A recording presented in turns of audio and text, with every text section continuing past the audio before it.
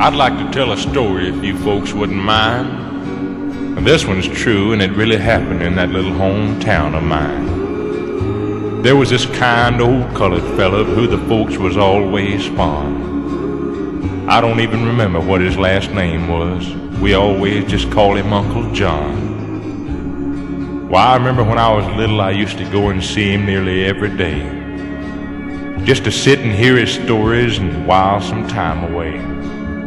Why, he was in his height of glory when there was children round his feet.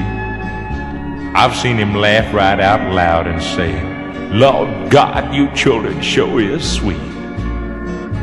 I know in this big wide world there must be kind folks by the bushel, but I just believe that in this one old man the Lord put something special.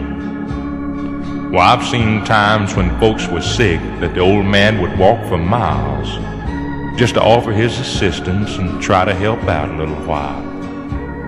He was always doing things like that, giving when he couldn't afford.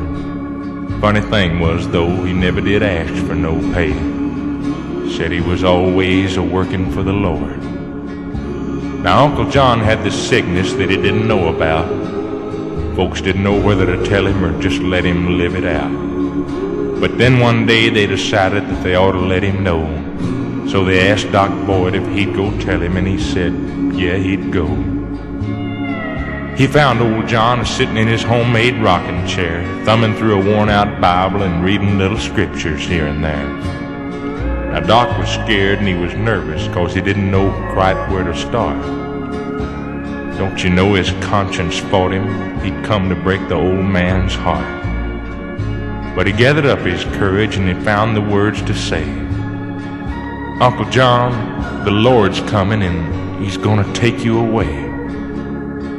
Why, there must have been a choir of angels started singing in that old man's ears, for a great big smile come on him and his eyes broke out in tears. And he said, "Why, Dr. Boyd, that's the most glorious news I ever heard. I've been living almost 85 years now just to hear them blessed words.